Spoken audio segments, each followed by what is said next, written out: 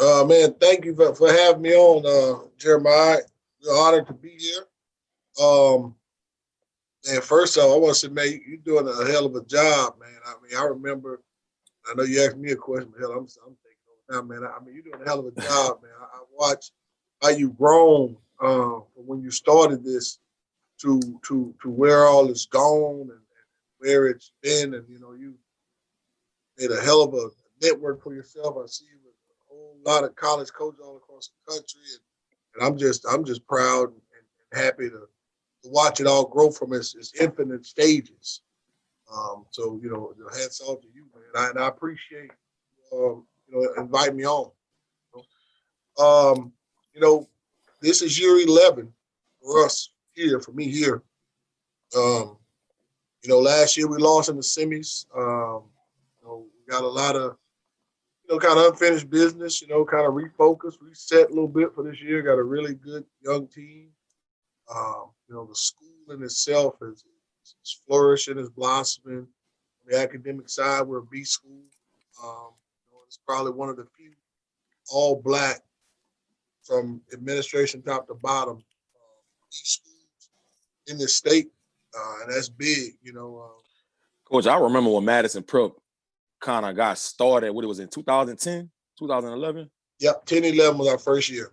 Yep. 2000 and I remember hearing about Madison Prep at the time. And I'm like, what is Madison Prep? Some schools pop up in the state and you just like, all right, what is this school? How this school going to end up turning out? And then, I think that year y'all went like 15-15 or something like that. Kind of was at 500. 16 and 19. Yeah. Y'all kind of was like right at 500 most of the year. And then in the second year, y'all made it to the top 28 in the second year. And lost to Sinsboro? Sinsboro. Y'all went 34-6 and lost to Sinsboro.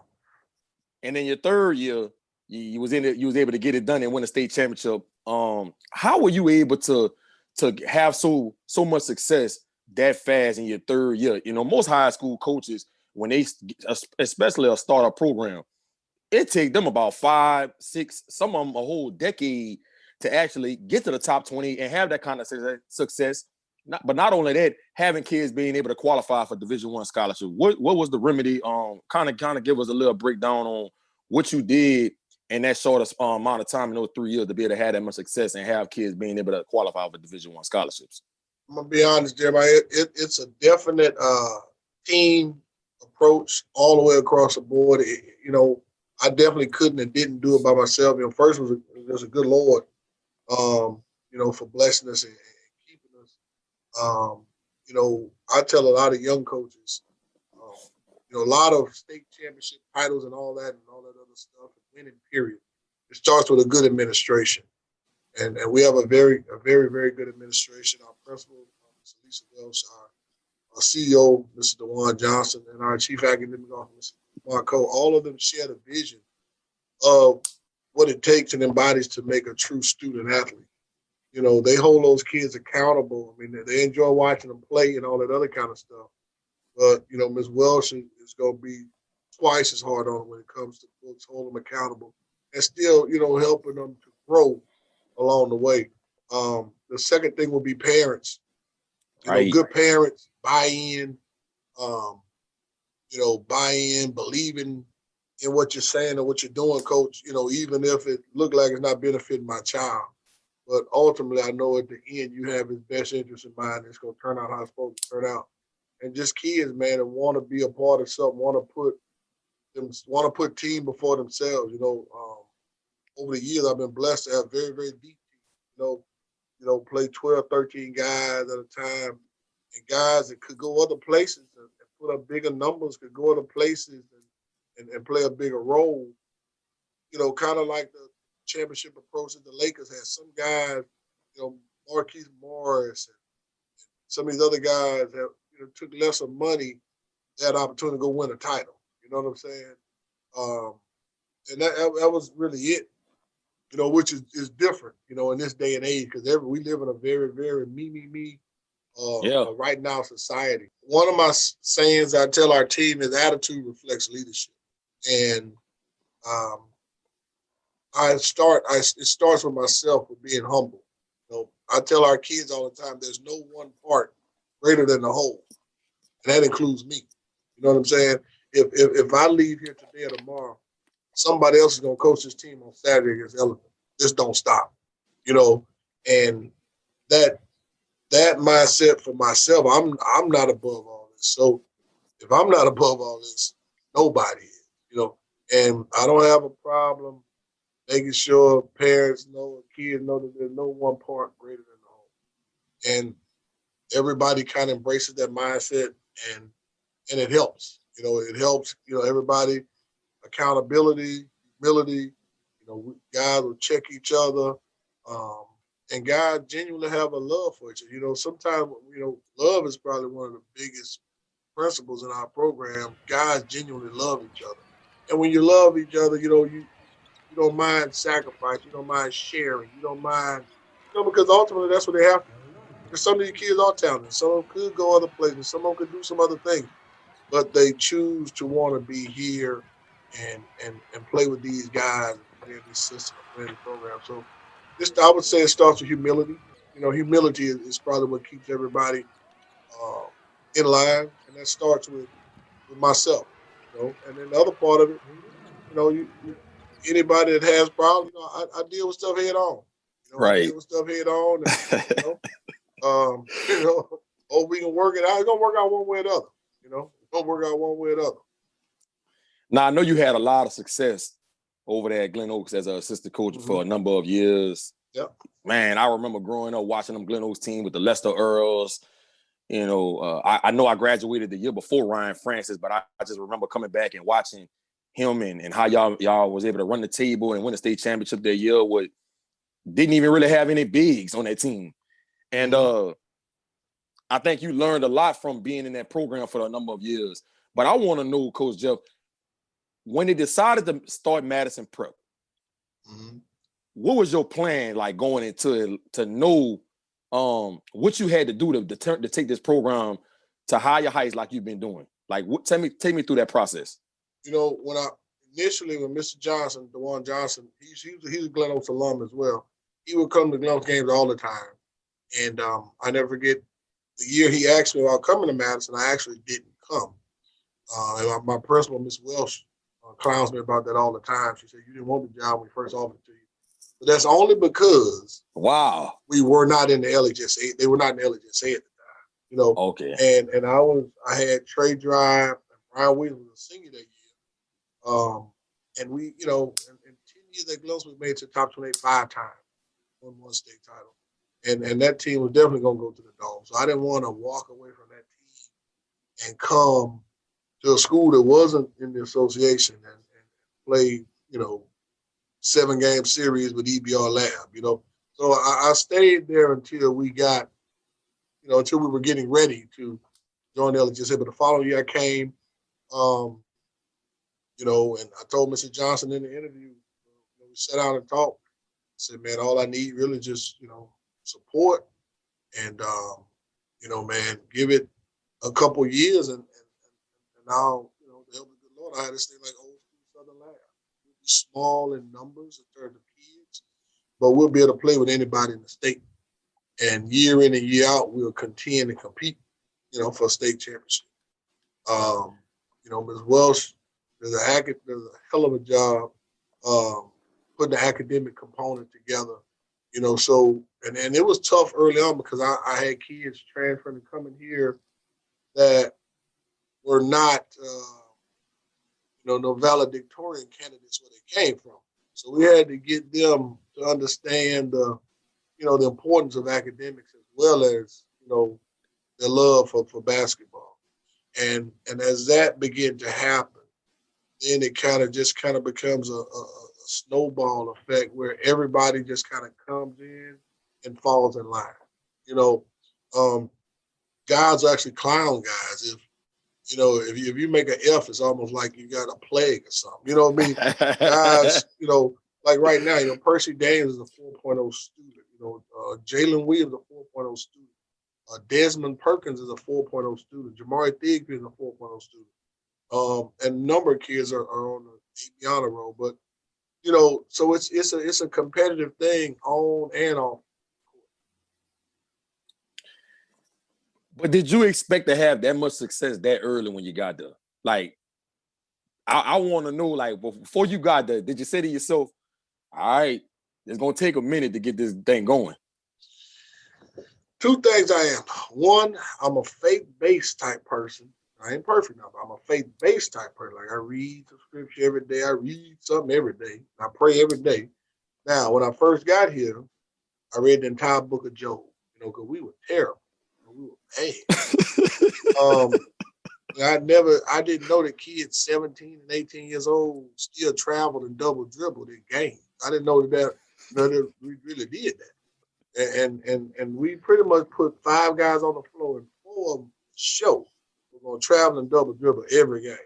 Wow. So it was a little trying at first. I mean, we were getting beat so bad my first year.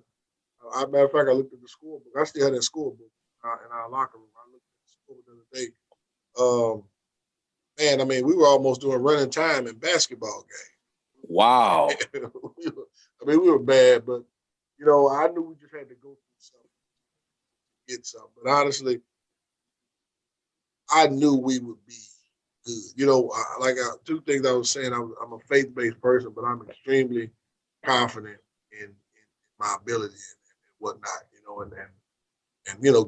I feel like God placed me at Madison Prep because I had 7, 8 other head coaching offers over the course of 10 years at Glen Oaks. Why here? Why not at other established schools with facilities and tradition and history and this, that, and other? Why this school that had 3 trailers and 86 kids and was an F school when we started? You know what I'm saying? But I didn't see that. I saw a little vision, and I saw a group of people that were all willing to work together to not only make the sports program good, but to make the school good. And anybody that knows anything about Madison Prep, the one word that you'll hear more than athletics or academics or anything else is culture. The culture here, I put it up against any other school culture. You know what I'm saying? The culture here, you don't have to pay for this, and we take pride in that. So I knew that all the components lined up for it to be successful here. So the only thing we needed after that was players and, roll up our sleeves and put in some work. Once it get going, like I said, it's a snowball. But did you think you would have 6 state championships in your first 11 years in Madison? Did you really think that, Coach Jeff? I mean, be honest with me. Yes. I thought we should have had 8. To be honest, we should have 8 right now. You know what I'm saying? We blew it last year, and we blew it in 2014. You know what I mean? Man, I mean the kids we had, man. I felt like they were the best kids in the school. I felt like nobody worked hard. This is how I felt. It might not be accurate. This is how I felt. That's what I thought. So, right. But honestly, the first year, no. I didn't think that the first year. Like I said, I had my son and a little kid. My son came that year that I came here. They came to CSAL and enrolled in the middle school. And they about, maybe, I don't know, 13, 14 of them kids, 12 of them, I believe. They went 72-0 in 2 years in middle school. So I know that was coming. Those also, all those kids, people always joke, oh, they recruit. Well, I guess I did recruit them because they had been playing for me since they were 9 years old. Right. So I was the only coach they ever had, from little league ball to junior high ball to high school ball. So I knew that crew of kids. And we had kids that came in. Jarrell came over when I came, and Chad Williams and Ralston Morris, and some of those guys. Roman guy when I first played, Dwayne Dinkins. We had, several guys that came over. Edric Freeman, that were all contributors to what we had. And then we had a couple of kids in the city that came, William Lloyd and, guys like that. Ended up being, good players, Christian Thompson, and, guys that have been really good players here. So we had those older guys that kind of helped set the standard for the program. And then, my son's crew that came in and graduated in 2017, 2018, they won 4 state titles, from 15, 16, 17, 18, that group of kids are the same kids. And I had wearing the little purple Louisiana Elite jerseys at 9 and 10 years old. You know, the parents, you know, brought their, they said, "Come on, take our kids wherever we go." Because we literally started out, like how people say getting it out the mud. We literally got out the mud. When we first started that team, we didn't have enough money to buy jerseys. We went to Red Stick Sports to get some jerseys. They cost so much. When the guy gave me the price, I was like, "Shit, I ain't got that." So you said, "Well, look, we got some Christian Life jerseys that they didn't finish paying for the junior high, and it just had satyrs on the front." They said, "We can't do nothing with them. See, we give them you know, a couple $100." So she, the satyrs this year. She played the whole year of the satyrs. So, you know, I had that was a group that came in and really put the love in the program. Because all those kids, Troy James, Tyrese Walker, Josh LeBlanc, Kobe Jr., Jeff Jones Jr., Brian Savoy, Lyndon Rash, man, you know, I'm missing some Tasman Walker. Man, all those kids grew up together, slept in the same bed together, rode in vans together. Family, to this day, those guys are brothers. You know what I'm saying? So that's the group. You know, Jarrell Martin, those people started with the talent. But that other crew that came, that wave that came behind them, that was the love and talent too. You know what I'm saying? Because several of them guys are playing college football and playing college basketball, and they brought that love and that talent. And that's, you know, kind of what we're trying to maintain and sustain here today. Coach Jeff Jones on the G-Sportz segment today. All right, Coach. Now listen, you've been on the Under Armour circuit for the last, 7 years? Yeah, 7 years since 2013. Yep, Yeah. 2013, 13, 14, technically 14 when we signed our first deal. 14. Right. Gotcha. A lot of people ask me all the time about the circuit and Under Armour circuit and EYBL and Adidas, and preferably parents and a lot of young kids coming up that don't understand the dynamics of playing on a shoe circuit versus playing regular AAU ball. What's your take on kids being able to play on a shoe circuit team versus a kid that can't? And what would be your advice to kids and parents about that particular subject? You know, if your child is good enough to play on a shoe circuit team, it's a no-brainer. You have to let them. You know what I mean? You know, we're I don't care if it's Nike. You know, since I've been here in Madison, we've been blessed. We've been sponsored by Reebok. We've been sponsored by Nike. We've been sponsored by Adidas. Sponsored now by Under Armour. So we won everything. You know, but when it comes to that circuit stuff, I tell parents, they're like, "Coach, should we play EYBL? Should we play Gauntlet? Should we play Under Armour?" The same coaches that come to watch Adidas, they go watch Nike, they go watch Under Armour. You know what I mean? If we're all playing the same weekend, you know, Florida gonna send one coach over here to the EYBL. Florida gonna send another coach over here to the Gauntlet. Florida gonna send another coach over here to the UA Association. You know, so if you have a child that's good enough to play on that, or blessed enough to have the opportunity to do that, of course you got to do that. You know, because that gives them opportunity to be seen, and the exposure piece of it. And it's not so much just about the coaches; it's also about going and playing against those guys that are gonna be, you know, playing Division One. It lets you see, okay, where you measure up. It's a great way to evaluate yourself. You know, scoring 25 points a game down in, you know, Bug Tussle, Louisiana, the small school, not that what you think you are. You know, coaching grassroots versus coaching high school, it makes me appreciate some of my guys, because some guys that play in other places, though they put up numbers, but they know basketball. And you see that when some of them guys go to colleges and they don't do so well. They can't remember a playbook. They can't do this, they can't do that. So that's why the transfer portal is busting at the seam. And now even more than ever, you're seeing guys enter the portal, because something ain't working out. You know what I mean? Something not working out. You know, that's the deal. I tell my guys all the time, this is the last, I don't care what you think about me, what you think about what I say, what I do.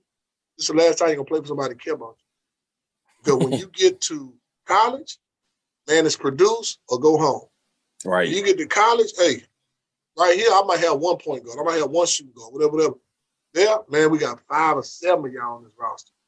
And guess what? And we recruiting 1 or 2 every year.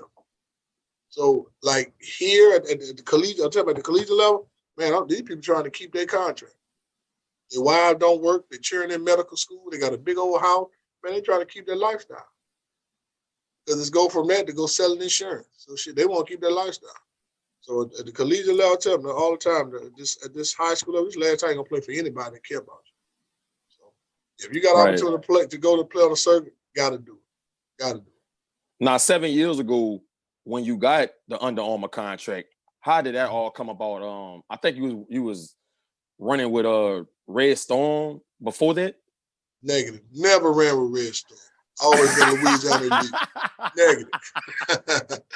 No, correct me if I'm wrong. Correct me if I'm wrong. Oh no, sir. Leonidas 300, baby. You know what I'm saying? We'll not kiss the ring. Nah. But nah, man. I always had my Louisiana League program, and like I said, with my son and them and that group, and then the kid got a little older, and we added some more kids, and we made 2 teams. And we're just playing and doing what we do, and then the Madison Prep thing came about, rolling, kind of getting Jarrell going. Actually, a guy by the name of Scooter Owens, I kind of put together, and we had a hell of a team. Didn't have a deal, but our 3, 4, and 5 were Ricardo Gathers, Dwayne Benjamin, played at Oregon, and Jarrell Martin. Traylon Banks was on that team. Mars Wright from Zachary, Chris Thomas, who's here, Brandon Sampson, Jurg Lazard, but those Dwayne Benjamin, Jarrell Martin, Ricardo Gathers, must-see TV. That was must-see TV, but we started out with that, and, the following year we came back to high school, we won the state championship.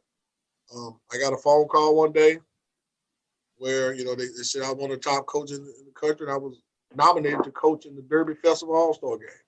They asked me, would I? Invited to do it, and I told them yes. So me and a guy by the name of A.W. Hamilton, who's now the head coach at Eastern Kentucky University, we coached the East All-Star team where Jarrell was a participant along with Jordan Mickey, who ended up going to LSU. Coached that game. That game happened to be sponsored by Under Armour. And at the time, I met Chris Hightower. And, we hung out and got a chance to watch some practice, talk, hang out a little bit. And he told me that they were starting a circuit. And A.W. told him a little bit about my AAU program. And, I told Chris about some of the upcoming prospects we had and pipeline and farm system we had. And he said, man, I'm going to give you a contract. Just like that night, like a man. And I didn't think much of it, but, I said, okay, cool. I get back home, go to work Monday. By Thursday that week, Chris called me on the phone, told me to check my email. He sent me a contract. And I signed it and been rolling with Under Armour ever since. So just something as simple as that. And I tell kids all the time, you never know what one thing will lead to another. You just never know. You just take that one thing you got. Don't worry about all these other things over here. All you control, what you control. This one thing you got right here, do it and do it to the best of your ability. Because you never know what it can lead to. You also never know who watching. Right. You just don't worry about what this one doing. Don't worry about what that one doing. I tell parents that, don't worry about what this kid get, what you think. No, you just take yours. Right. You worry about what you got and you do the best with it. You just never know. What's for you is for you. Right. So going into it, when you was doing AAU, over 15 years ago, 20 years ago, was that your mindset? Like, hey, I hope one day I could get a contract from one of these shoes companies. You got to realize the circuit wasn't really out a long time ago. When it came out, I kind of said, I got a good group and a good young kid. I said, man, my mindset has been, man, let's just keep working. And if we could get to be the best of the best we can be, then somebody gonna notice us. Right. You win all your games. You win AAU, state. You go to nationals, you place in the top 8. You know, we played that 8th grade year, my son, 8th grade year, we played Marvin Bagley and them in what's called, used to be called a milk house. And we ended up losing to them by like 3 points. But the place was packed and Marvin Bagley and them stacked squad. And I had just really a bunch of kids that ended up coming to Madison Prep, with the exception of Donald Johnson with the Jehovah Jireh. He was with us, he was playing with us too. And so it was crazy because almost the entire audience was rooting for us because it looked like we shouldn't even be out there with them. Right. It didn't look like we shouldn't Y'all even was be the out. underdogs. Y'all was the underdogs. We were underdogs. Like literally, we us warming up on this end, them warming up on that end. Shit, we looked like the sacrificial lambs, you know. And it was Louisiana Elite against We All Can Go, and We All Can Go was, you know, well funded and well taken care of. And you know, it was like LeBron said when he went to AAU Nationals for the first time in 8th grade. He said, "Man, I thought we had some nice uniforms until I saw their uniform. You know, I thought we had some nice stuff that looked their stuff, but man, we battled, we fought, and you know, it kind of just got going. It got going from there. So my mindset was, you know, man, when we start to make a name for ourselves like that, Josh got invited that next summer to Colorado Springs to participate and try out with the USA basketball team. You know, other kids start getting little slight accolades, but as a group and as a team, man, them guys were good. And, you know, all those guys, Jaron Whitfield, Jeff Jones Jr., Tyrese Walker, Josh LeBlanc, those kids were playing in that game. All those kids ended up playing 3 years in the UA Association. You know, all them kids play circuit ball. Right. All them kids had the opportunity to get scholarships. Jeff got a scholarship. Josh got a scholarship. Kobe got a scholarship. Jaron got a scholarship. So Tyrese got a scholarship. So, you know, it's crazy, but like I said, you never know what one thing will lead to another. So, and from there, it just moved on. So, I mean, my mindset was just ones that I had, the ones I control, make them as good as I can make them and work out for them. What's your take on high school recruiting right now as a whole? And what is your whole mindset when it comes to how college coaches and these universities go about recruiting kids, particularly in Louisiana, because we're known as a football state? So what's your thought process when it comes to that? You know, I tell parents all the time, if your kid has the opportunity to get a scholarship, if he gets an offer, he's blessed. Because it's not easy. You know, it's not easy to get a scholarship offer in basketball. It's not easy. I mean, some schools look for certain things. I've been around it and done it long enough to where, you know, I have kids. Everybody don't fit everywhere. You know, and I try my best to put my kids in situations like that'll give them an opportunity. You know, I have a very good, in my opinion, senior guard right now, Desiel Perkins, you know, trying to find the right fit for him. Cornelius Lewis, I feel, will end up getting some. Kelvon Shannon keeps playing the way he's playing that point, he's going to have a chance. Savion Turner, but we've got to find the right place to fit them, you know. And, you know, I tell parents all the time, college coaches like what they like and they want what they want. And it's not so much because your son scored 25 points against such and such. Well, that kid may have a 6'7" wingspan. That kid might be more athletic than your child, you know. So it's a lot of time parents who say those things, they really just don't know. And they're innocent. They're innocent. You know, I tell people all the time, parents sometimes saying this, saying that, and they'll ask me questions. I say, baby, are you looking at this with your eyes or with your heart? You see, I'm looking at this with my eyes. So you're looking at this with your heart. You know what I'm saying? That's my baby. That don't work out here. That don't work out here. That doesn't work in this world. But, you know, just trying to, and I never try to down parent. I try to educate them because they don't know. You know, they don't know. They just want what's best for their child. And, you know, those that are here do understand that, hey, although it may not seem like it, because it might not seem like it the way they want it, I want what's best for your child too. You know what I'm saying? And I kind of know how to, you know, how to navigate that. I'm trying to help educate you so you can know how to navigate. So I know what we're doing. But kids, man, I tell them all the time, you have to just work. You have to work. You have to pray, work, and be realistic. You know, if you're a 6-foot shooting guard and not, you know, jumping above the rim, you know, Make sure your grades are good, and let's look at some NAIA schools. Let's look at some lower level Division I school or D2. You know what I'm saying? Because a scholarship is a scholarship, and a college degree is a college degree, and that's the ultimate goal. My son went to Wiley College. You know, I didn't have a head in the cloud. Hey, you need to go to North Carolina, man. A scholarship is a scholarship. Now he puts himself to be in line to go get a GA spot at a major Division I. Because you, like I said, you never know what one thing will lead to another thing. So I try to help people teach these parents and kids to be realistic. And let's just, as cliche as it sounds, just stay in our lane. Just stay in your lane. Right. Now, how you feel about the high school rankings? How much do you pay a lot of attention to, how they rank these kids in the state? People put a lot of emphasis on, well, man, my kid is ranked number 4 in the state. I think he should be number 1. Or my kid ain't even in the top 15 in the state. I think he should be in the top 15 over these kids. How much attention? How much do you pay attention to the rankings? And do you agree with how the ranking system is in Louisiana? I know you, Randy, and Coach Dex was talking about it over the pandemic a lot about how the rankings is set up in Louisiana. Rankings all across the country to me are whack. You know what I'm saying? Because they're all opinionated, and it's not a true indicator or measurement of, to give an accurate account of a guy's ability or whatever.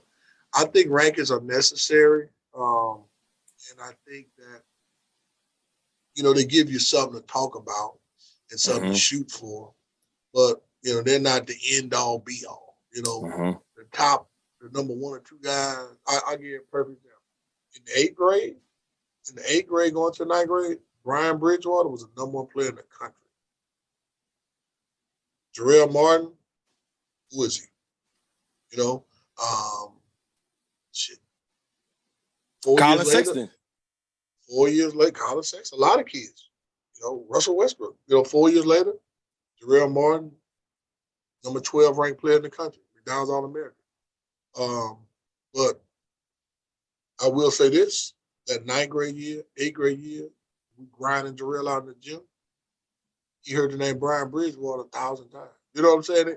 It gave us, those rankings were necessary because it gave us something to shoot. It gave us something that I could hammer home to him to make relative. You know what I mean? I could, he could be good. Damn, Bridgewater, he's number 1 player in the state. He's number 1 player in the country. So that make him, I got to go a little hard. I got to do a little bit. Now, Bridgewater comes to rabbit. We chasing the rabbit, So the rankings from that point are from that standpoint, are necessary. But they're not the end-all, be-all. Right. On the other side of that, because he's not ranked, we not saying, oh, hell, well, my guy ain't nothing there because he thought he was right. No, we finna work. Right. We finna work. I think a lot of guys on these rankings are undervalued, because it depends also who see him. I think John Paul Ricks is one of the best guards in the state, regardless of class. There's a lot of kids, Some kids haven't really had the opportunity to show yet. But, like our philosophy, just keep working, man, and it's going to show. It's going to show. When these kids get opportunity, preparation and opportunity to meet, then I think you're going to get what you deserve. You'll get what's coming to you. Right. People ask me all the time, G, why you don't do rankings around the state? And I'm big on when it comes to this ranking situation. I like seeing people with my own eyes, because you can get fooled by a highlight tape sometimes. Oh, yeah. You know what I mean? You can get fooled by that. So I like to put my eyes on kids. I like to see how they warm up. I like to see just different traits when I'm watching them throughout the course of a game. I don't want to just see a highlight of you dunking and a bunch of moves where you crossing somebody up. I want to watch you on defense. I want to watch you in transition. A lot of different things come into play, when you evaluate people. And so, and then just not being able to go up north and watch those kids on a regular basis like I would like to is another reason why I never got into trying to rank kids throughout the whole state. But, my whole take on it is kind of like what you said, Coach Jeff. Everybody evaluates and everybody looks at kids differently. What you like, I might not like.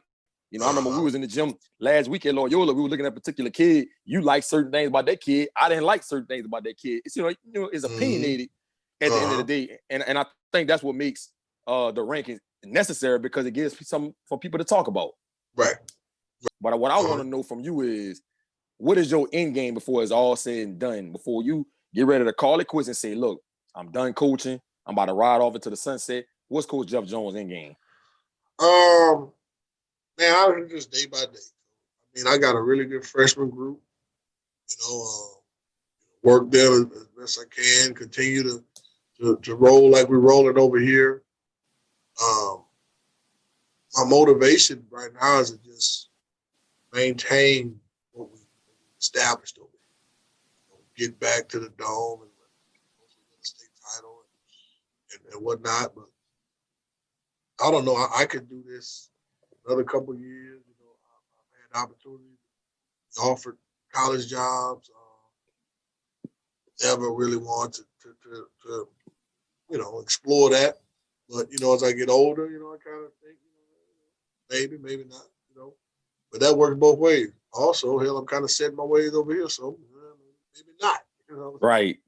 But for me, I still get excited about every practice. To me, I still get excited about coming to school. I don't miss school. I don't miss work. I don't miss practice. I still get excited. I really don't have an end game to think about right now because I still enjoy it much. When this ceases to be fun, then I'll do something else. But for right now, I can't wait till 5 o'clock today. We got practice at 5 today. I look forward to that. When those types of things don't be fun anymore, we go down to Ellen this Saturday. I can't wait. When that excitement leaves, when I'm not a little boy with this anymore, then I'll do something else. A lot of people have been saying around the state, when Coach Jeff going to take that college job? Or when he going to try to get into the NBA? Of some sort like that. So that's why I asked you that question, because a lot of people been kind of asking me that, what Coach Jeff waiting on to take that next opportunity to the next level. Yeah, I enjoy this too. I enjoy this, and a lot of stuff got to make sense. Some of the college jobs that they offer, man, everybody sees that college stuff and that sounds good. It sounds really good, but they don't look at the whole picture. For example, 2014, I got offered a job at St. John's in New York. I could have jumped on it, but had I gone there, the very next year, the head coach was fired. Right. So now I got to try to get out of my lease, this apartment or whatever in New York. I still got a house back here I'm taking care of. And now this job here is gone, and now I got to try to scramble and find me something else, it's a lot of it. It's a lot of stuff to think about. If I did go to a college job, it would definitely have to be something with a coach. I would have to be going in with a coach, so at least I know I got a 3 to 4 year deal, right? Solid. You know what I mean? It had all those factors, kind of come into play when you think about stuff like that, but this is just a jump. Of course, it sounds good. Oh man, yeah, he loves such and he coaching college now. Hell, a year from now, hell, I might be jobless. I might be. Let's see if you got anything I can go over there at G-Sportz, man. I sell some sweatshirts for you. I do whatever, man. You know what I'm saying? But I still enjoy this too much, honestly. You know what I'm saying? I enjoy this so much. I enjoy helping kids. I enjoy seeing kids develop. I still excited about putting kids in school. Right. Enjoy the happiness they get, from me just giving them an extra pair of shoes or some new warm-ups or whatever, you know what I'm saying? I still enjoy that too much. Right. For me to even contemplate, moving around, but when something comes, when God puts something in front of me, it makes a whole lot of sense. Just like this job made a whole lot of sense. And I know when it's time to move. God ain't dropped that in my lap yet. So keep right over on 17th Street until then. Who is the best high school player you ever seen and why? The best high school player I ever saw that we coached against or played against or whatever? Coach, played, seen with your own eyes. That's tough. Yes. That's the best. When you say best, man, that's a hell of an adjective. Best shit. Man, I can think of some guys that had some outstanding performances that I was thoroughly impressed with.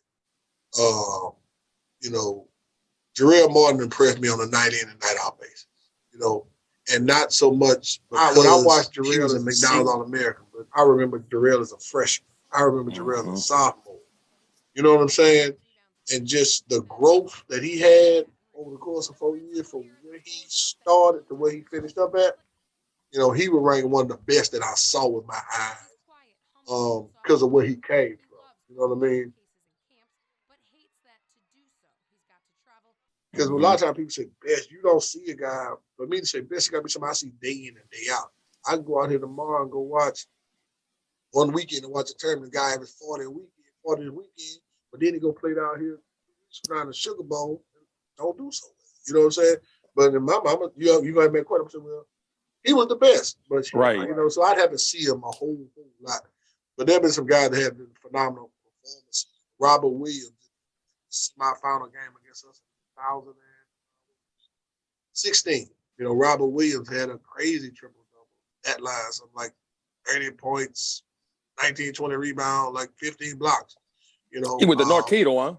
North Cato. Yep, North Cato. You know, Celtics now, Texas A&M. At the Thanksgiving Hoop Fest in 2013, I didn't think it was nothing better than Julius Randle. Julius Randle was like a monster off Space Jam. He was like a creative player. I ain't never seen nothing like that. You know what I'm saying? A guy that big, that strong, that mean, that tough.